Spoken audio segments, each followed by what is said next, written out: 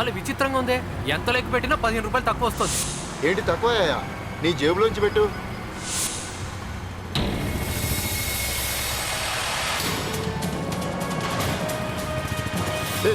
వీడవుడు bus కట్టంగా వస్తున్నాడు. వీడవుడు ఏంటి అలా బస్ కట్టంగా వస్తాడు?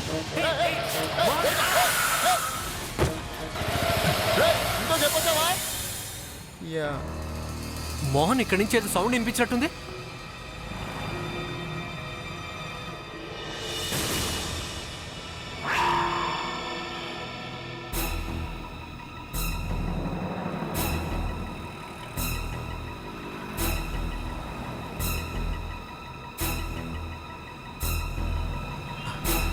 చూడబోతే ఈ అమ్మాయి చనిపోయినట్టుంది.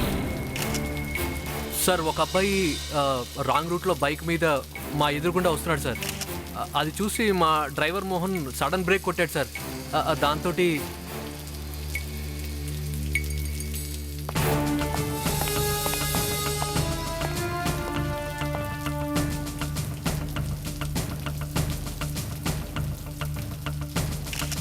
అభిజిత్ సార్ శరీరం మీద ఎలాంటి గాయాలు లేవు సార్. బహుశా హార్ట్అటాక్తో చనిపోయింది అనుకుంటా. హార్ట్ అటాకా? ఇంత చిన్న వయసులోనా? ఈ జనరేషన్ అంతా అలాగే ఉంది సార్. జానాబెత్తడు వయసున్న వాళ్ళే హార్ట్అటాక్తో పైకి పోతున్నారు.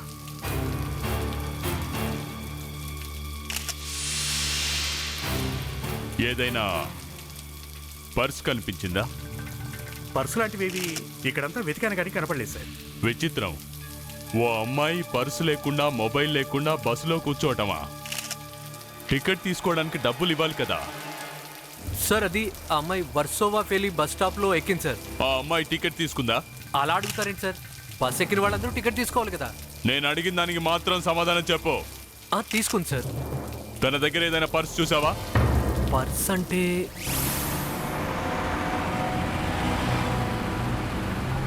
ఆ అమ్మాయి చేతిలో ఒక బ్లాక్ కలర్ పర్స్ చూశాను సార్. మరి ఆ పర్స్ ఏమైనట్టు? అయినా దాని గురించి నన్ను అడిగితే నాకెలా తెలుస్తుంది సార్? చిర్రెత్తుకొచ్చే జవాబులు చెప్పకు. పర్సు దానంతటా అదే మాయమైపోతుందా? ఒకవేళ అది ఏ సీటు కిందో ఎక్కడో పడిపోవచ్చు కదా సార్. అయినా అమ్మాయి అసలు స్పృహలోనే లేదు సార్. ఏంటి స్పృహలో లేదా అంటే? అవును సార్, ఆ అమ్మాయి నాకు టికెట్ గురించి డబ్బులు ఇచ్చేటప్పుడు కొంచెం తూలుతూ ఉంది. నాకు తెలిసి ఏదో పార్టీకి వెళ్ళి వచ్చినట్టుంది. అంటే తను డ్రింక్ చేసిందా? అవును సార్, ఆమె వాళ్ళకని చూస్తే అలాగే అనిపించింది. అయినప్పటికీ ఆ అమ్మాయి ఆ పర్సుని కిటికీలోంచి బయట పారేసిందేమో. లోపల పడితే దొరకాలి కదా. ఏమంటావ్?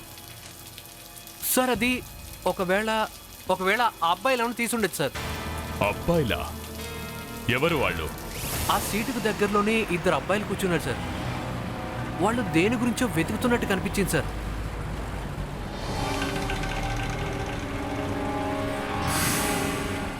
వాళ్ళిద్దరూ ఎక్కడ దిగారో? సార్ వాళ్ళైతే జోగర్స్ పార్క్ దగ్గర దిగడానికి టికెట్ తీసుకున్నారు సార్.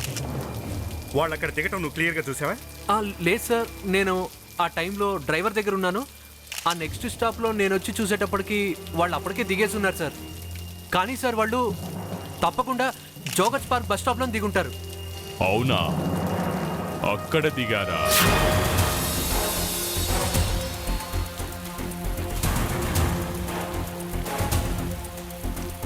ఆ అబ్బాయిలు ఇక్కడ దిగిన తర్వాత మళ్ళీ ఎక్కడికి వెళ్ళి ఉంటారు?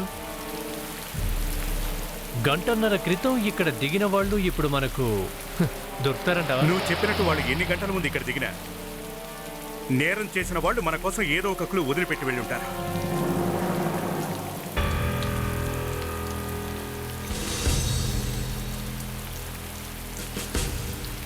అభిజిత్, నీ షూ లేసేదో ఊడిపోయినట్టుంది చూడు.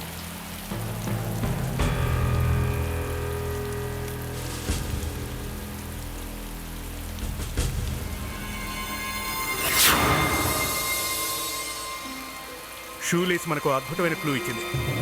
మన ప్రయత్నం వృధా కాలేదు జోసఫ్. ఇలా చూడు.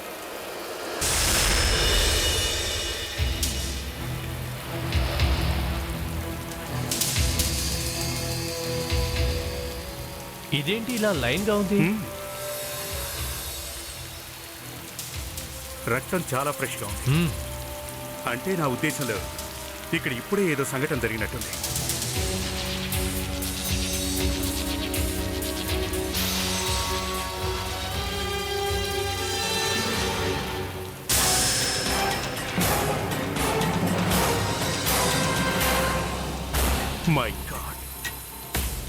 జోసఫ్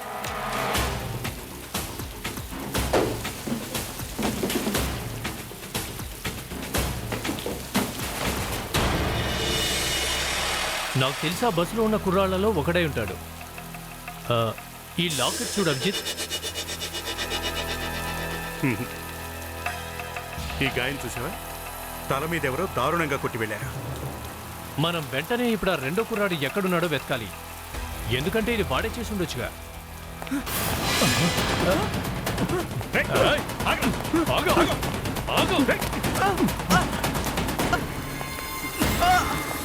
సార్ నాకేం తెలియదు సార్. సార్ నేనేం చేయలేదు సార్. ఏంటి నువ్వేం చేయలేదా? మరి రక్తం ఏంటి? ఆ?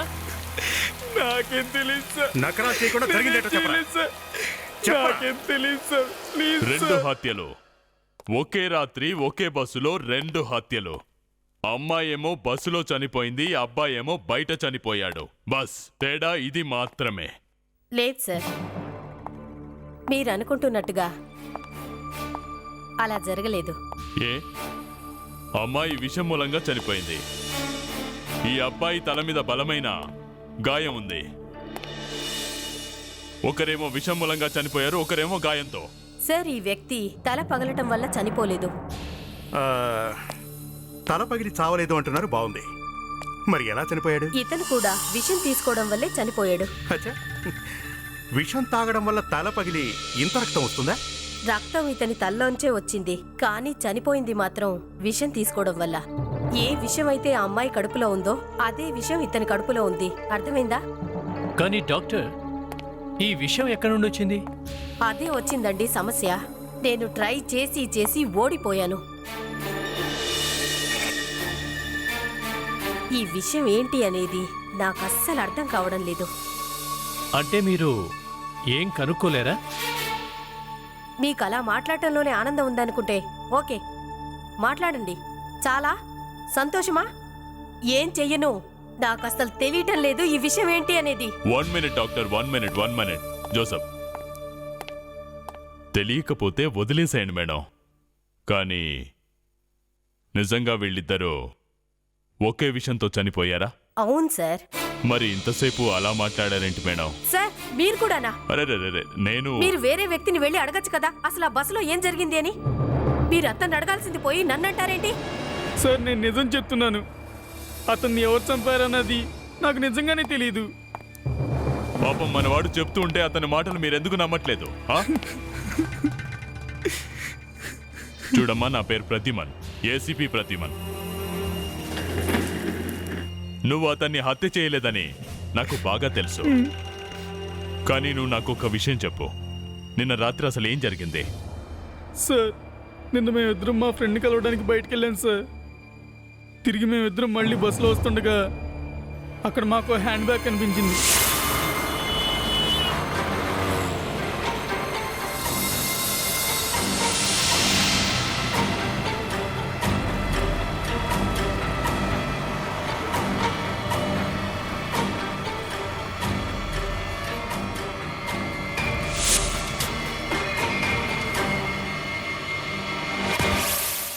సార్, ఆ హ్యాండ్ బ్యాగ్ కారణంగానే మా ఫ్రెండ్ చనిపోయాడు సార్.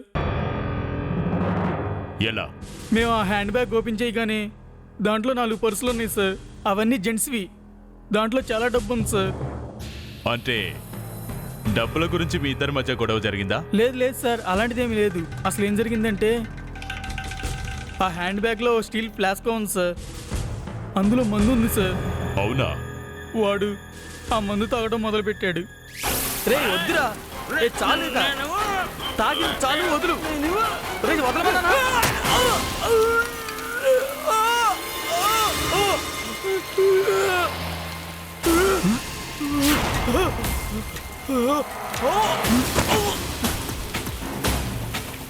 వేణు, రే రే వేణు. నేను వేణుని లాక్కుని వెళ్ళి ఆ పక్కన పడుకోబెట్టాను. నేను ఎవరినైనా హెల్ప్ అడుగుదామని పరిగెత్తాను.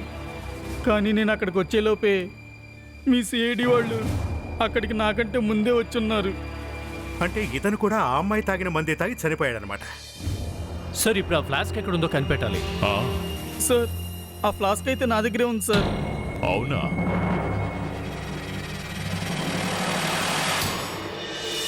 ఈ ఫ్లాస్క్లో మందుతో పాటు విషం కూడా ఉంది. ఈ విషయం వల్లే వీళ్ళిద్దరూ చనిపోయారు. Bus that's all. అంతే సార్. అది అసలు ఏ విషయమో మీరు ఇంతవరకు ఇప్పటి వరకు ఏమీ తెలియలేదు సార్. నాకెంత కంపరంగా ఉందంటే ఈ విషయం మొత్తాన్ని నేను తాగితే బాగుండనిపిస్తుంది.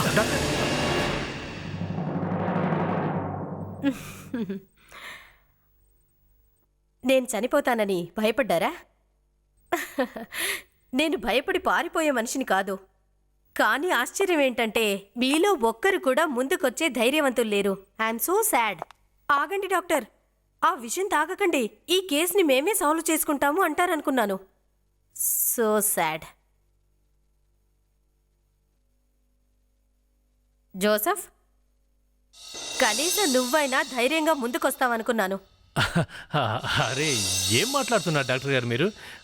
నేను కాపాడడానికి రెడీగా ఉన్నాను కదా. అవును, నేను కూడా. I'm ready. జస్ట్ మీరు ఇలా తాగుదామని పైకెత్తారు, నేను వెంటనే. ఈలోగా నేను దేవుడి దగ్గరికి వెళ్ళిపోయేదాన్ని. సరే వదిలేయండి. ఈ అమ్మాయి ఏ జాబ్ చేస్తుందనేది నేను మీకు చెప్పగలుగుతాను. నిజమా? మీకు తెలుసా? చూడండి, ఈ అమ్మాయి కాళ్ళు చూడండి. ఈ అమ్మాయి కాళ్ళ మజిల్స్ చాలా హార్డ్గా ఉన్నాయి. ఈ అమ్మాయి ఇటువంటి శాండిల్స్ని వేసుకునేది. ఈ హై హీల్స్ వేసుకుని ఈ అమ్మాయి చాలాసేపు నిలబడేది. ఈ విషయం మీకెలా తెలుసు? ఈ అమ్మాయి శవాన్ని మీరు ఇక్కడికి తీసుకొచ్చినప్పుడు ఈ అమ్మాయి పాదాలు ఉబ్బి ఉన్నాయి. ఈ అమ్మాయి తన కాళ్ళకి చాలా పని చెప్పేదనుకుంటాను. అంటే ఈమె నాకు తెలిసి ఓ క్లబ్ డాన్సర్. ఈమె మొహం నిండా మేకప్ చేసి ఉంది. చివరిగా ఈమె పార్టీకి వెళ్ళినట్టుంది డాన్స్ చేయటానికి. మనమందరం ఇప్పుడు ఒక్కో డాన్సింగ్ స్కూల్కు వెళ్ళి ఈ అమ్మాయి ఫోటో చూపించాలి.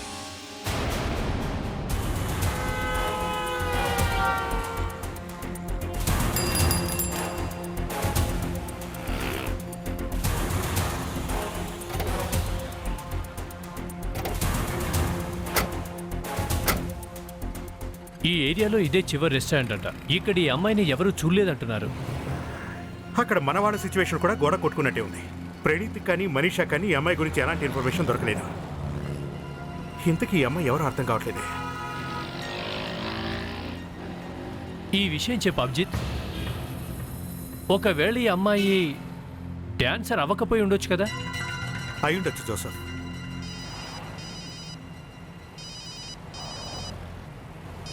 ఏసీపీ గారు. Yeah sir.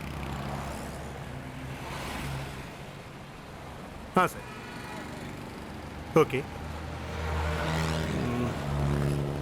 అలాగే సార్, అలాగే. ఓకే. ఏసీపీ గారు డ్యాన్స్ స్కూల్స్ వాళ్ళతో మాట్లాడారట.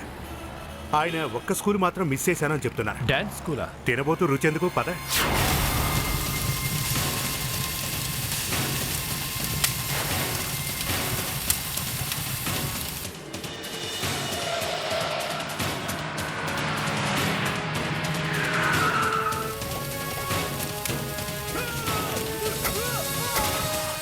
లోపల ఎవరైనా ఉన్నారా? అవును, లోపల ఒక మనిషి ఉండిపోయాడు. రక్షించండి, దయచేసి కాపాడండి. ప్రణీత్, త్వరగా వెళ్ళి ఆ కార్లో ఉన్న ఫైర్ ఎక్స్టింగ్విషర్ తీసుకురా. త్వరగా వెళ్ళు, త్వరగా తీసుకురా. త్వరగా అర్పు, త్వరగా. అంబులెన్స్ వచ్చేస్తుంది, నీకేమీ కాదు. అయితే మీరు నాకు సహాయం చేసి ఏమిటి చెప్పు. నేను చెప్పే విషయాన్ని ఆ. సిఐడి వాడితో చెప్పండి. ఆ. ఈ మధ్య ఒక అమ్మాయి మటర్నిటీ పేపర్లో పడింది కదా. ఆ అమ్మాయి నా వల్లే చనిపోయింది. ఆ అమ్మాయి పేరు ఆ. స్మిత. తను నా డాన్స్ స్కూల్లో టీచర్గా తను పనిచేస్తుంది. ఎలా చనిపోయింది ఆ విషయం చెప్పు. అంటే తనకి డబ్బు పిచ్చి ఆ. విపరీతంగా ఉండేది. ఆ, అప్పటి నుంచి ఆ, ఆ, నా చెప్పు. స్టూడెంట్స్ తో పాటు నా డాన్స్ టీచర్స్ కూడా పెద్ద పెద్ద ఈవెంట్స్ పంపించేవాడు. అలాగే స్మితాను కూడా ఒక పార్టీకి పంపించాను. ఎవరి పార్టీకి పంపించావు? ఆ, అది ఒక బంగ్లాలో బంగ్లానా? ఏ బంగ్లా? ఆ బంగ్లా ఆ, చెప్పు. ఏ బంగ్లా చెప్పు.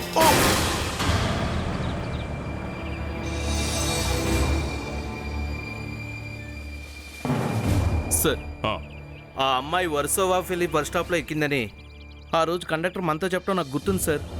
అవునా? అయితే బస్ స్టాండ్కి దగ్గరలో ఆ బంగ్లా ఎక్కడుందో కనుక్కోండి. చూడండి బాస్, మేము మో అనే అక్షరంతో స్టార్ట్ అయ్యే ప్లేస్ కోసం వెతుకుతున్నాం. పైగా అది ప్లేసో కాదో కూడా తెలియదు. ఎంతో అంటే మోహన్ బంగ్లా. అక్కడ సినిమా షూటింగ్లు అవుతాయి, అలాగే పార్టీలు కూడా అవుతాయి. ఈ బంగ్లా ఎక్కడుంది? సార్ ఇక్కడికి చాలా దగ్గర. ఇటు నుంచి ఫస్ట్ రైట్, తర్వాత ఫస్ట్ లెఫ్ట్. దాని నెక్స్ట్ బిల్డింగే మోహన్ బంగ్లా.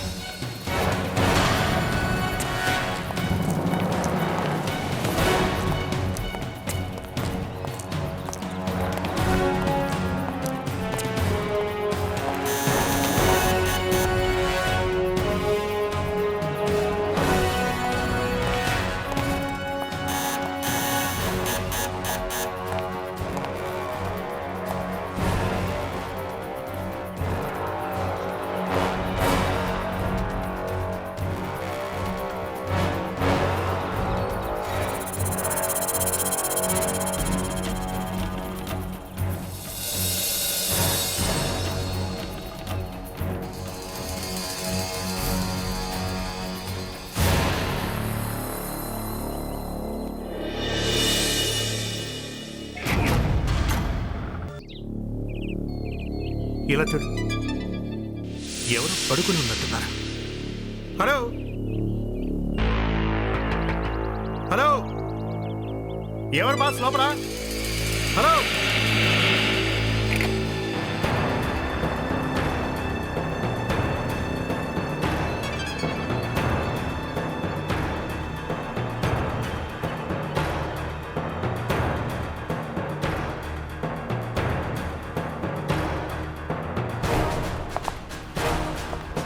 సార్,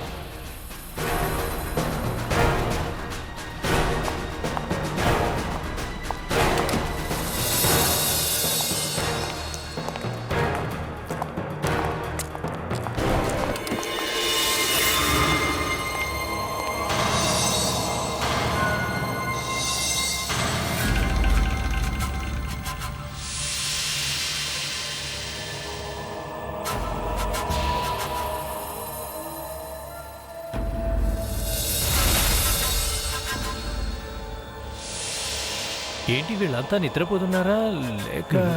టప్పా కట్టేసినట్టున్నారా?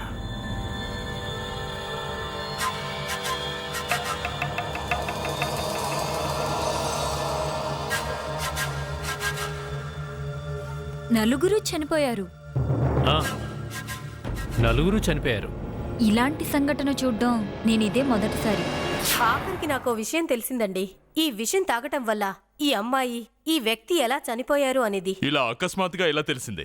ముందు నీకేమీ తెలీదన్నావు కదా. సార్, ఈ నలుగురు కూడా అదే విషయాన్ని తీసుకున్నారు. కానీ ఈ ముగ్గురు కూడా డ్రింక్ చేసి ఉన్నారు.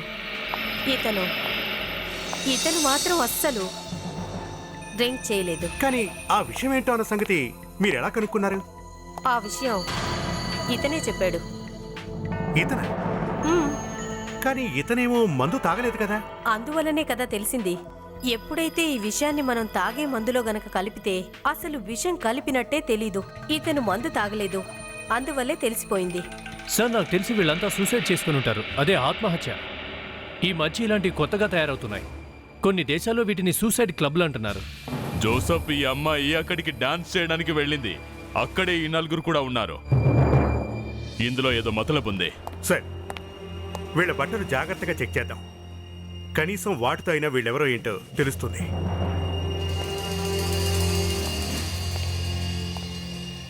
ఒకవేళ ఆ అమ్మాయి ఆ నలుగురి దగ్గరికి డాన్స్ చేయడానికి వెళ్ళకపోయి ఉంటే ఆ మందు తాగేది కాదు, చనిపోయి ఉండేది కాదు. చాలా ఖరీదైన షర్ట్లా ఉంది. సార్, వాళ్ళ జేబుల్లోంచి పర్సులు కూడా దొంగిలించారు. ఆ, లేదంటే వాళ్ళు ఎవరనేది మనకు ఈజీగా తెలిసేది కదా. సార్, ఇది చూడండి.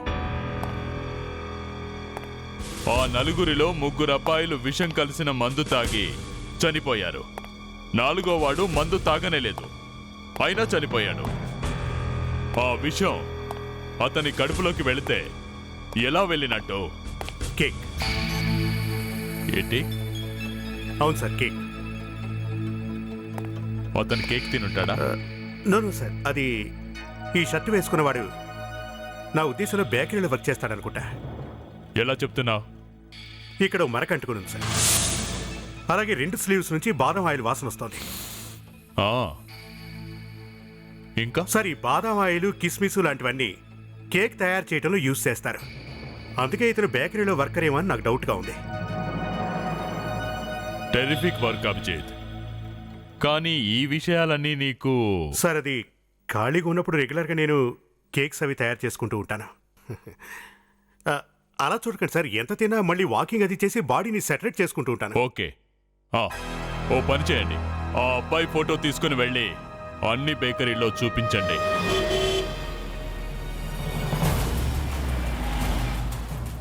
అయినా బేకరీకి వెళ్ళి అడిగితే ఏం చెప్తారు ఈ అబ్బాయి గురించి? మీ అబ్బాయి చనిపోయాడు, చెప్పక తప్పదు కదా. నువ్వే చెప్పు అభిజిత్, నేను ఇవన్నీ చెప్పను. మరీ మనది పోస్ట్ మ్యాన్ ఉద్యోగం అయిపోయింది. వాళ్ళ ఇంటికి వెళ్దాం, మీ అబ్బాయి చనిపోయాడని వాళ్ళకు మెసేజ్ ఇవ్వడం. ఏదేమైనా వీళ్ళ ఫాదర్కి చెప్పాల్సిందే. 3 రోజుల నుంచి కొడుకు ఇంటికి రాలేదు అంటే వాడి పేరేంటి? అవసరం అంటావా? నీకెలా తెలుసు? ఓ బేకరీలో ఒక ఫోటో చూసి గుర్తుపట్టాడు. ఏదేమైనా వీళ్ళ ఫాదర్కి చెప్పాల్సిందే. అరే, ఇక్కడేం చేస్తున్నావురా? ఆ ఫోన్ ఎక్కడి నుంచి వచ్చిందో, ఎందుకు వచ్చిందో కనుక్కోవచ్చు కదా. మన నితిన్కి ఏం జరిగిందో ఏంటో. నాన్న, అనవసరంగా నువ్వు ఎందుకు టెన్షన్ పడుతున్నావు? నాకు తెలిసి అదేదో చిన్న యాక్సిడెంట్ అయి ఉంటుంది. మరి సిఐడి వాడు అలాగెందుకు చెప్తున్నారా? Shirt hands white colour, collar blue colour. చాలా చాలా టెన్షన్ గా ఉంది. ఏం చేయాలో నాకు. హలో, అరే నాన్న, ఎక్స్క్యూజ్ మీ. మేము మీ అబ్బాయి గురించి ఒక విషయం చెబుదామని వచ్చాం. నితిన్ గురించా? మీరు సిఐడి నుంచా? యా, అవునండి. మీకు ఫోన్ చేసింది కూడా మేమే. ఏం జరిగింది సార్? పర్వాలేదు కదా? I'm sorry, he's dead. ఏమన్నారు? ఓరి దేవుడా, ఓరి దేవుడా. సార్, అసలు ఎలా జరిగింది? అది తన 3 ఫ్రెండ్స్తో కలిసి విషయం తీసుకొని చనిపోయాడు. ఏంటి, నితిన్ సూసైడ్ చేసుకున్నాడా? అవునండి. సార్, నా కొడుకు అంత పిరికివాడు కాదు. ఎవరో నా కొడుకుని హత్య చేస్తూ ఉంటారు. వాడికి తెలిసిన వాళ్ళు అయి ఉండాలి. ఎవరు? చూడండి, మీరు ఇలా దాచిపెట్టడం వల్ల ప్రయోజనం లేదు. కొంతకాలంగా మా పైన వాడు ఎవడో బ్లాక్మెయిల్ చేస్తున్నాడు. బ్లాక్మెయిల్? ఎవరు? వాళ్ళెవరో నాకు తెలియదు, కానీ ప్రతి నెల కరెక్ట్గా 16వ తేదీన వాడికి 5,000 రూపాయలు ఇస్తుండేవాడు. అరే పెద్దోడా, ఎవరికి ఇవ్వడానికి డబ్బులు తీసుకెళ్తున్నావు? ప్లీజ్ డాడీ, నన్నేం అడగొద్దు. ఇప్పుడు నేనేం చెప్పలేను. సార్, 16th జనవరి మధ్యాహ్నం 12 గంటలకి నితిన్ 159652734221కి కాల్ చేశాడు. మధ్యాహ్నం చేశాడా?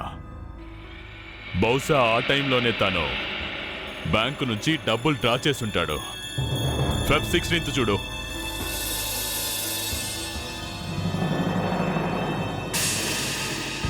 సార్, 16th ఫిబ్రవరి మధ్యాహ్నం కూడా నితిన్ ఈ నంబరే, అంటే 159652734221కి కాల్ చేశాడు. ఓ, సరిగ్గా 1 నెల తర్వాత Feb 16th మళ్ళీ ఆ నెంబర్కు ఫోన్ చేశాడు. మార్చ్ 16th చూడు. ఆ రోజు కూడా నితిన్ ఈ నంబర్కే కాల్ చేశాడు సార్. Yes, that's it. ఇదే ఆ బ్లాక్ మెయిలర్ నంబర్. ఈ నంబర్తో అతని అడ్రస్ పట్టుకోండి. ఈ టెలిఫోన్ నెంబర్ అయితే మాదేనండి. మీకు నితిన్ తెలుసా? అసలు నా కొడుకుని ఎందుకు బ్లాక్మెయిల్ చేశారు అడగండి. ఇటువంటి దొంగ తిరిగి మాటలు ఎందుకండి? నేనా బ్లాక్మెయిల్? బ్లాక్మెయిలే. ప్రతి నెల నా కొడుకు మీకు డబ్బు పంపిస్తున్నాడు కదా. నాకేం తెలీదు. ఏంటి, మీకు తెలీదా? ప్రతి నెల డబ్బులు తీసుకుంటున్నారు, అతను మీకు తెలీదా? అబద్ధం చెప్తుంది సార్. అతను ఎవరో తెలియకుండానే ప్రతి నెల డబ్బులు తీసుకుంటున్నారా? అలా జరిగే వీలలేదు. చెప్పండి, అతను మీకు తెలుసా లేదా? తెలుసండి, నాకు అతను తెలుసు. అతను మా అబ్బాయికి ఫ్రెండ్. నాకు అప్పుడప్పుడు సహాయం చేస్తూ ఉండేవాడు. అవునా? మీ అబ్బాయి ఎక్కడున్నాడు? కాస్త పిలుస్తారా? నేను అతన్ని పిలవలేను. ఏ, ఎందుకు అతన్ని పిలవలేరు? తను తిరిగి రాని లోకాలకు వెళ్ళిపోయాడు. చనిపోయాడు.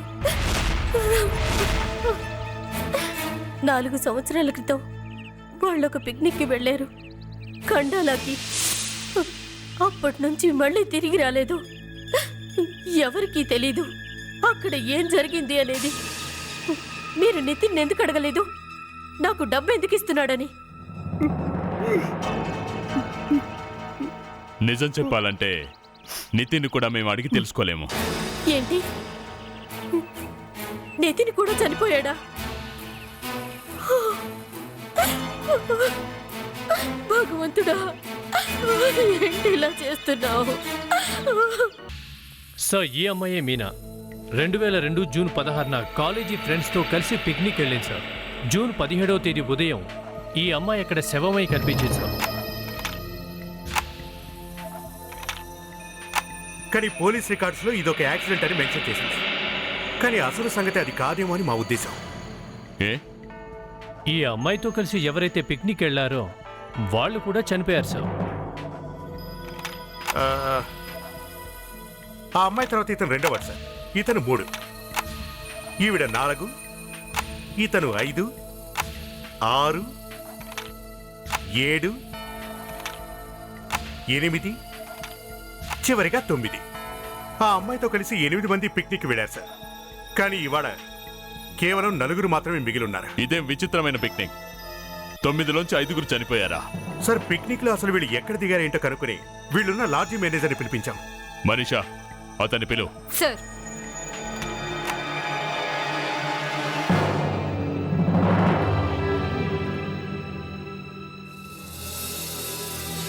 రండి సార్, రండి. Please come. కూర్చోండి. కూర్చోను. నేనిక్కడ కూర్చోను. మీలో ఎవరితో కూడా నేను మాట్లాడను. ఈ అమ్మాయి నన్ను ఇక్కడికి తీసుకొస్తుందని నాకు ముందే తెలుసుంటే అసలు వచ్చేవాడినే కాదు. ఎందుకు?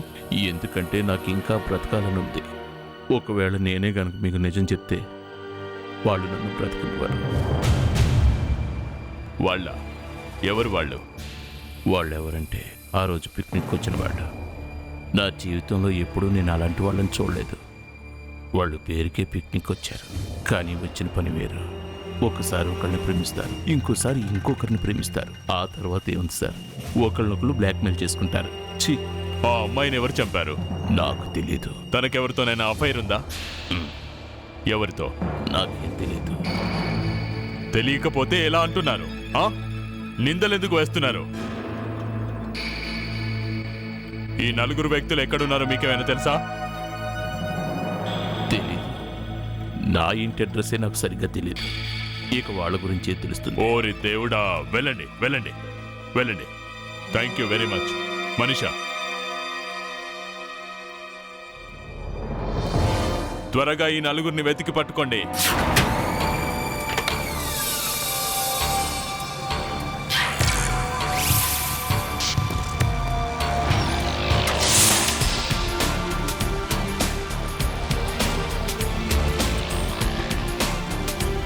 వన్ 1:30కి సునీల్ మెలాడ్ మాల్ ఎంటర్ అవుతున్నాడు.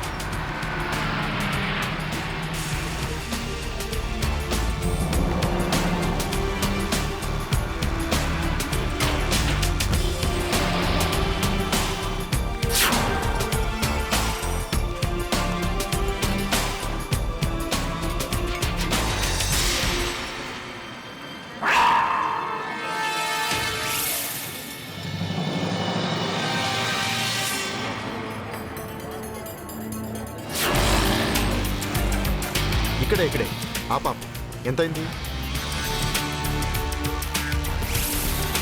50 అయింది సార్.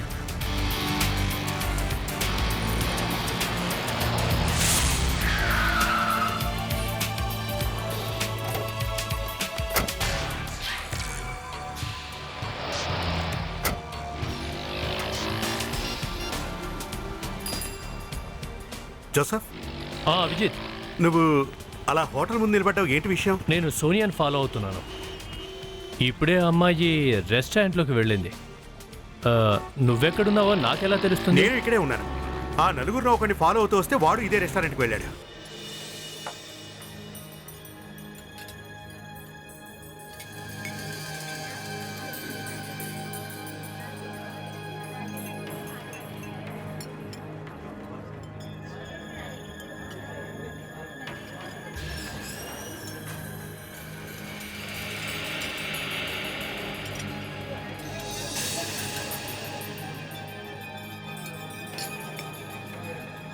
ఏం జరిగింది? ఎందుకు నన్ను అర్జెంటుగా ఇక్కడికి రమ్మన్నావు? నేను పిలిచానా? నువ్వే కదా రమ్మని ఫోన్ చేశావు. ఫోన్ నువ్వు చేసావు కదా.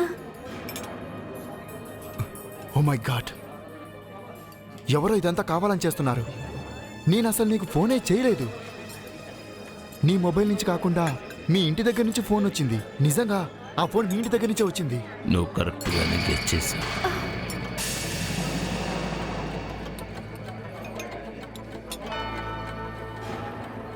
ఎవరు మీరు?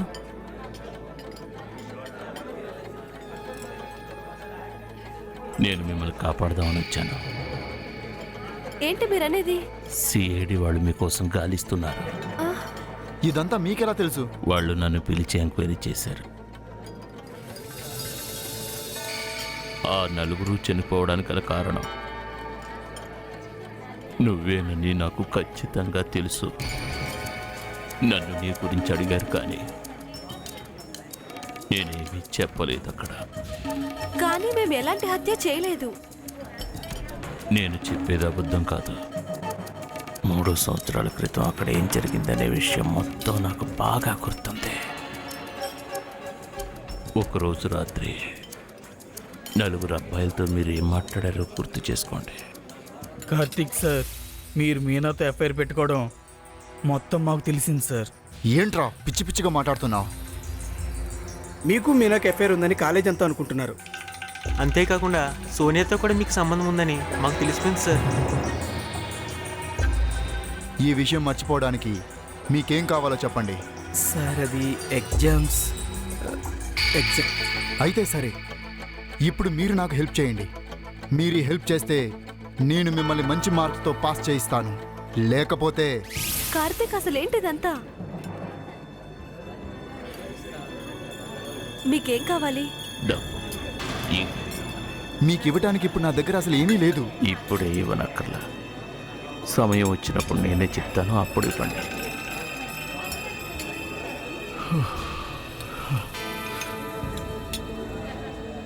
అసలు ఇవన్నీ చేయాల్సిన అవసరం ఎందుకు వచ్చింది కార్తీక్? అనవసరంగా నన్ను కూడా ఇరికించావు. అసలు నీ వల్లే కదా ఇదంతా జరిగింది. నా గురించా? నేనేం చేశాను? మధ్యలో నన్నెందుకు ఇరికిస్తున్నావు? సోనియా, నీతో నాకు లవ్ అఫేర్ ఉందని మీనాకి మొత్తం తెలిసిపోయింది. ఈ విషయం తెలిసిన తర్వాత తను ఎప్పుడు గొడవ పడుతూ ఉండేది. నన్ను మోసం చేసింది కాక ఇప్పుడు నన్ను కాదని ఇంకో అమ్మాయితో నువ్వు ఎఫ్ఐఆర్ నడిపిస్తున్నావా? నేను ఇప్పుడు ప్రిన్సిపల్ కి మీ మీద కంప్లైంట్ చేస్తాను. అందరి ముందు మీ నిజ స్వరూపాన్ని బయట పెడతాను. ఒక లెక్చరర్ అయ్యుండి 2 అమ్మాయితో రాసి క్రీడలు నడిపిస్తావా? తనని ఎలాగైనా వదిలించుకోవాలనుకున్నాను. నేను నిన్ను వదిలి ఉండలేను సోనియా. నీ ప్రేమ కోసం తన్ని నేను వదిలించుకున్నాను. దాంతో తన్ని అనవసరంగా ఇరుక్కున్నావు. సిఐడి వాళ్ళు ఎవరిని వదిలిపెట్టరు.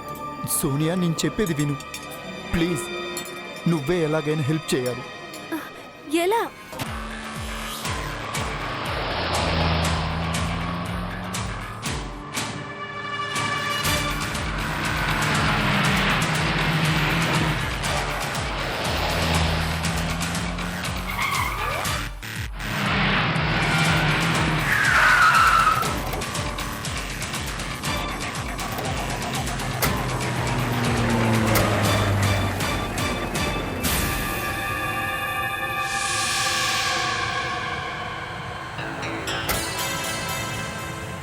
చాలా ఇంటెలిజెంట్ పర్సన్. ఏకంగా కారులోనే వేషం మార్చారు. వాడికి తెలియని విషయం ఏంటంటే మనం వాడిని ఫాలో చేస్తున్నాం. నాకు చాలా భయంగా ఉంది. ఎవరైనా నిన్ను గుర్తుపట్టేస్తారేమో. నువ్వు అనుకున్నట్టు నన్ను ఎవరు గుర్తుపట్టరు, కానీ నువ్వు మాట్లాడకుండా నడు. నువ్వేం టెన్షన్ పడకు, okay? Excuse me madam, passport please. Flight 172 Mumbai Paris London is ready for takeoff.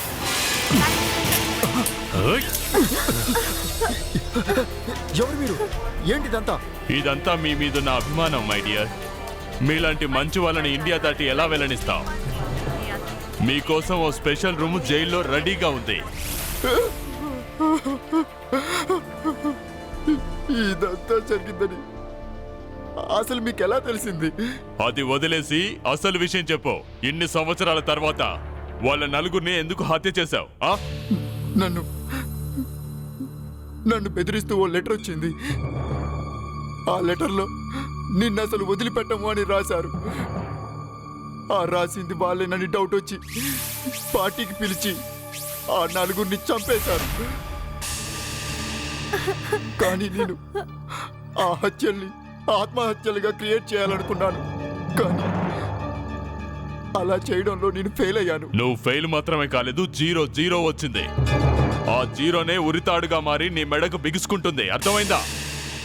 ఇక నువ్వు మేడం జీవితాంతం జైల్లో కూర్చొని చెక్క బదిలీ చేసుకో. జోసఫ్, వెళ్ళితని తీసుకెళ్ళు.